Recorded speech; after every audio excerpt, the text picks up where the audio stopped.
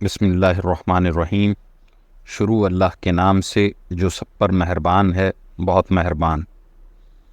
آسمانوں اور زمین میں جو چیز بھی ہے وہ اللہ کی تسبیح کرتی ہے، اور بادشاہی اسی کی ہے، اور تعریف اسی کی، اور وہ ہر چیز پر پوری قدرت رکھتا ہے۔ وہی ہے جس نے تمہیں پیدا کیا، پھر تم میں سے کوئی کافر ہے اور کوئی مومن، اور جو کچھ تم کرتے ہو اللہ اسے خوب دیکھتا ہے۔ اس نے آسمانوں اور زمین کو برحق پیدا کیا ہے اور تمہاری صورتیں بنائی ہیں، اور تمہاری صورتیں اچھی بنائی ہیں، اور اسی کی طرف آخر کار سب کو پلٹ کر جانا ہے۔ آسمانوں اور زمین میں جو کچھ ہے وہ اسے جانتا ہے، اور جو کچھ تم چھپ کر کرتے ہو اور جو کچھ کھلم کھلا کرتے ہو اس کا بھی اسے پورا علم ہے۔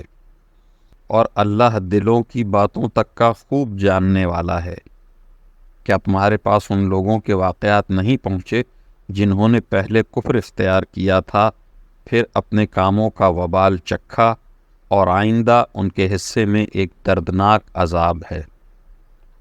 یہ سب کچھ اس لیے ہوا کہ ان کے پاس ان کے پیغمبر روشن دلائل لے کر آتے تھے، تو وہ کہتے تھے کیا ہم جیسے انسان ہیں جو ہمیں ہدایت دیں گے؟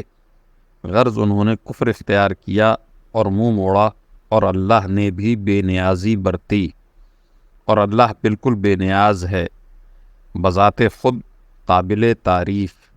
جن لوگوں نے کفر اپنا لیا ہے وہ یہ دعویٰ کرتے ہیں کہ انہیں کبھی دوبارہ زندہ نہیں کیا جائے گا۔ کہہ دو کیوں نہیں، میرے پروردگار کی قسم تمہیں ضرور دوبارہ زندہ کیا جائے گا، پھر تمہیں بتایا جائے گا کہ تم نے کیا کچھ کیا تھا، اور یہ اللہ کے لیے معمولی سی بات ہے۔ لہٰذا اللہ پر اور اس کے رسول پر اور اس روشنی پر ایمان لاؤ جو ہم نے نازل کی ہے، اور تم جو کچھ کرتے ہو اللہ اس سے پوری طرح باخبر ہے۔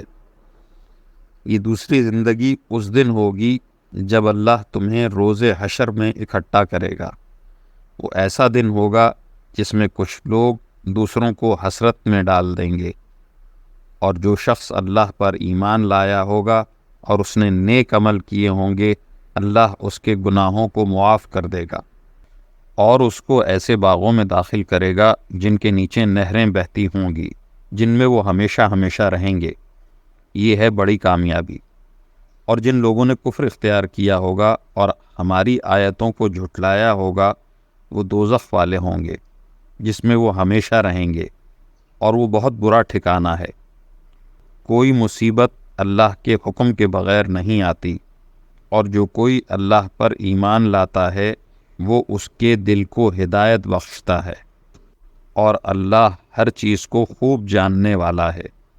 اور تم اللہ کی فرمانبرداری کرو اور رسول کی فرمانبرداری کرو، پھر اگر تم نے منہ موڑا تو ہمارے رسول کی ذمہ داری صرف یہ ہے کہ وہ صاف صاف بات پہنچا دے۔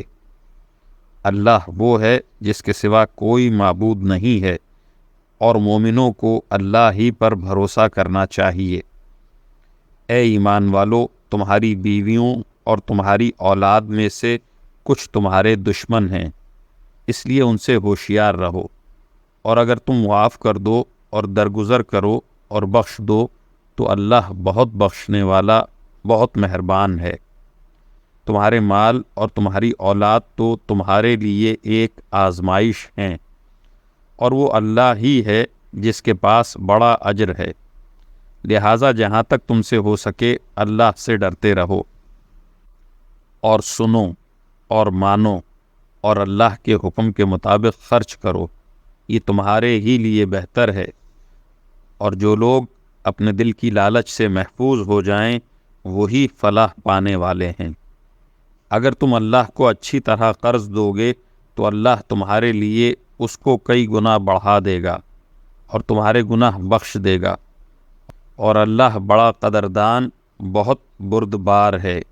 وہ ہر بھید کا اور ہر کھلی ہوئی چیز کا جاننے والا ہے، بڑے اقتدار کا، بڑی حکمت کا مالک۔